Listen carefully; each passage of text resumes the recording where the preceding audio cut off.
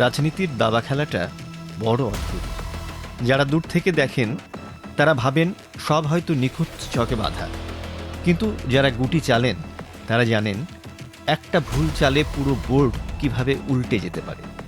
একটা দেশ যখন যুদ্ধে জড়ায় তখন তারা ভাবে সবকিছু হয়তো তাদের পরিকল্পনা অনুযায়ী চলবে। যুদ্ধে ভুল চাল যে কত বড় বিপর্যয় ডেকে আনতে পারে তার চলমান মধ্যপ্রাচ্য যুদ্ধে দিবালোকের মতো স্পষ্ট হয়ে গেছে। ট্রাম্প ভেবেছিলেন ইসরায়েলকে সাথে নিয়ে চূড়ান্ত আক্রমণ চালাবেন, ইরানের শীর্ষ নেতৃত্বকে মেরে ফেলবেন, তারপর ইরানিরাই বাকি কাজ সারবে।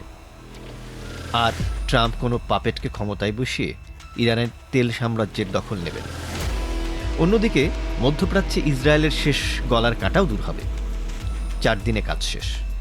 অন্যদিকে ইরানের কৌশল ছিল কিভাবে যুদ্ধকে দীর্ঘস্থায়ী করা যায়, কিভাবে এই যুদ্ধে মধ্যপ্রাচ্যে মার্কিন মিত্রদের টেনে আনা যায়, বিশ্ব অর্থনীতিতে তোলপাড় তোলা যায়, যাতে মার্কিনিরা বহুমুখী চাপে পড়ে যায়। ট্রাম্প চেয়েছিলেন 100 মিটার স্প্রিন্ট, আর ইরান প্রস্তুতি নিয়ে রেখেছিল ম্যারাথনের।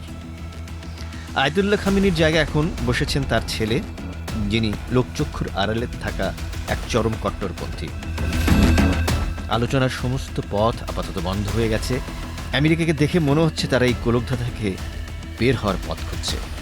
খোদ ট্রাম্প অত্যন্ত অবাস্তবভাবে দাবি করেছেন যে আমেরিকা নাকি ইতিমধ্যে যুদ্ধে জিতে গেছে এবং এখন যা চলছে তা এক্সকারশন বা ভ্রমণ। কিন্তু ট্রাম্প চাইলেই কি তিনি এখন যুদ্ধ থেকে পিঠ টান দিতে পারবেন? Well, it's only good if you win. You know, you can only do. And we've won. Let me say, we've won. You know, you never like to say too early you won. We won. We won the bet. In the first hour, it was over. We don't want to leave early, do we? We got to finish the job, right?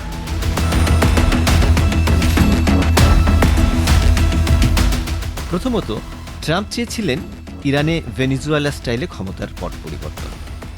The new York টাইমসকে বলেছিলেন, ভেনিজুয়েলায় আমরা যা করেছি আমি মনে করি সেটিই নিখুঁত, একদম নিখুঁত দৃশ্যপট। দ্বিতীয় লক্ষ্যটি ছিল ইরানের উপর একটি গোলামি চুক্তি চাপিয়ে দেওয়া। যুদ্ধ শুরু হওয়ার আগে দুই পক্ষ ইরানের পারমাণবিক কর্মসূচি নিয়ে আলোচনায় নিয়ে যেতেছিল, যদিও আমেরিকা আলোচনার পরিধি বাড়িয়ে ব্যালিস্টিক মিসাইল কর্মসূচি এবং তাদের প্রক্সি নেটওয়ার্ককেও এর অন্তর্ভুক্ত করতে চেয়েছিল। প্রথম হামলার মাত্র কয়েক ঘন্টা আগে মধ্যস্থতাকারী ওমান প্রকাশ্যে ইঙ্গিত দিয়েছিল যে ইরানিরা আলোচনায় অভূতপূর্ব ছাড় দিয়েছে। ওমানের পররাষ্ট্রমন্ত্রী সিবিএস নিউজকে বলেছিলেন যে একটি শান্তি চুক্তি প্রায় হাতের নাগালে। I just think, there is really a real chance here, a very historic opportunity to really crack this issue diplomatically. তারপরেও ট্রাম্পের জন্য এটি যথেষ্ট ছিল না। তিনি হয়তো ভেবেছিলেন সামরিক শক্তির জোরে খামেনির বদলে অন্য কাউকে বসিয়ে তিনি আরও বেশি ছাড় আদায় করতে পারবেন।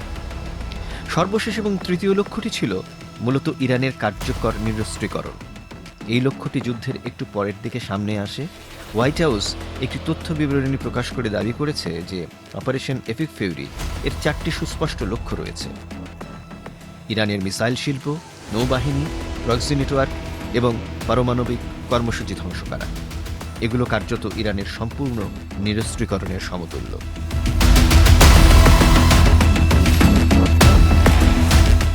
চরম দুর্ভাগ্যের বিষয় হলো, এখন মনে হচ্ছে ইরানে ট্রাম্প তার কোনো লক্ষ্যই অর্জন করতে পারবে না।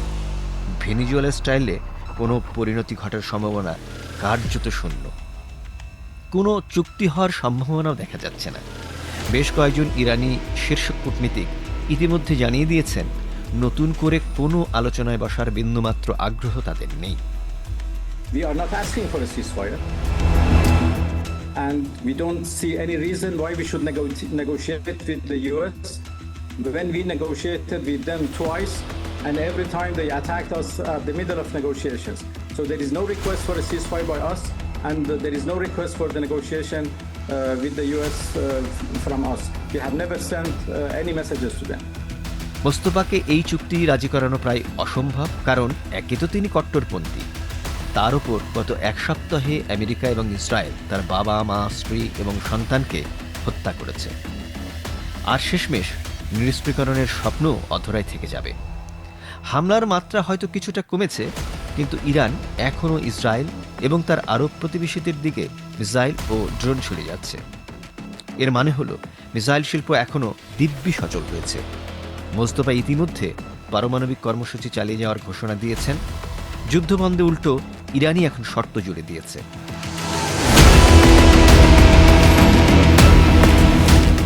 এই যুদ্ধ আমেরিকা শুধু যে তার কৌশলগত লক্ষ্য অর্জনেই ব্যর্থ হচ্ছে তা নয়, তাদের অতিরিক্ত অনেক মূল্য চোকাতে হচ্ছে। আকাশপথের ব্যয়বহুল যুদ্ধে ইতিমধ্যে শত শত বিলিয়ন ডলার ব্যয় হয়েছে। ইরানি ড্রোন হামলার কারণে হরমুজ প্রণালী বন্ধ হয়ে যাওয়ায় বিশ্ববাজারে তেলের দাম হু হু করে বাড়ছে, যা বিশ্ব অর্থনীতিতে মুদ্রাস্ফীতির আগুন জ্বালিয়ে দিয়েছে। তেলের দাম কমানোর চেষ্টায় আমেরিকা রাশিয়ার উপর থেকে কিছু নিষেধাজ্ঞা প্রত্যাহারের সিদ্ধান্ত নিয়েছে। এর ফলে ইউক্রেনে শান্তি প্রতিষ্ঠার সম্ভাবনা, যা ট্রাম্পের আরেকটি ঘোষিত কৌশলগত লক্ষ্য ছিল, আরও ক্ষীণ হয়ে গেছে। এই যুদ্ধ উপসাগরীয় মিত্রদের সাথে আমেরিকার সম্পর্কেও ফাটল ধরিয়েছে। যুদ্ধের আগে এই মিত্ররা ট্রাম্পকে সামরিক পদক্ষেপ না নেওয়ার পরামর্শ দিয়েছিল। এখন তারা আরও বেশি বিরক্ত, কারণ আমেরিকা তাদের ইরানি হামলা থেকে রক্ষা করার জন্য পর্যাপ্ত ইন্টারসেপ্ট দিতে পারছে না। হরমুজ প্রণালীতে সুরক্ষা দেওয়ার কথাও রাখতে পারছেন না ট্রাম্প। এর সাথে যুক্ত হয়েছে আরেকটি বিশ্বাসযোগ্য অভিযোগ। উপসাগরীয় রাষ্ট্রগুলো মনে করছে যে ইসরায়েল তাদের ধোঁকা দিয়ে যুদ্ধে জড়ানোর চেষ্টা করছে। বেশ কিছুদিন আগের একটি প্রতিবেদনে বলা হয়েছে, সংযুক্ত আরব আমিরাত এবং কাতারের কর্মকর্তারা ইসরায়েলের উপর চরম ক্ষুব্ধ, কারণ ইসরায়েল নাকি ইচ্ছে করে এমন মিথ্যে প্রতিবেদন তৈরি করছে যে আরব দেশগুলো সরাসরি যুদ্ধে জড়িয়ে পড়ে। মধ্যপ্রাচ্যের বিভিন্ন স্থাপনায় হামলার ক্ষেত্রে ইসরায়েলের দিকেও সন্দেহের দৃষ্টি কিছু দেশের।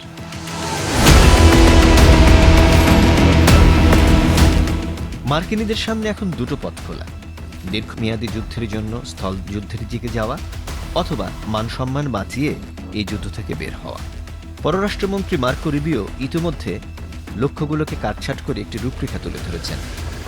ট্রাম্প তো দাবি করে বসেছেন যে যুদ্ধ খুব শীঘ্রই শেষ হবে, কারণ আমেরিকার লক্ষ্য অনেকটাই পূরণ হয়েছে। তবে চাইলেই এই যুদ্ধ থেকে আমেরিকা বের হয়ে আসতে পারবে কিনা তা নির্ভর করছে ইসরায়েলের সিদ্ধান্তের উপর।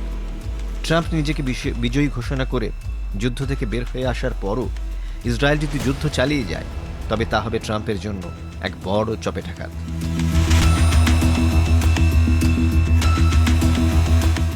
একদিকে যুদ্ধ শেষের ইঙ্গিত দিলেও অন্যদিকের খবর, মার্কিন ও ইসরায়েলি কর্মকর্তারা আরও 2 সপ্তাহ ইরানে হামলা অব্যাহত রাখার প্রস্তুতি নিচ্ছেন।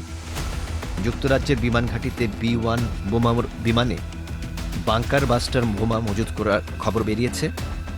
যুদ্ধ শুরুর আগে একদিকে আলোচনা, অন্যদিকে যুদ্ধের প্রস্তুতি নিয়ে আমেরিকা দেখিয়েছে এ ধরনের চালাকি তাদের নতুন নয়।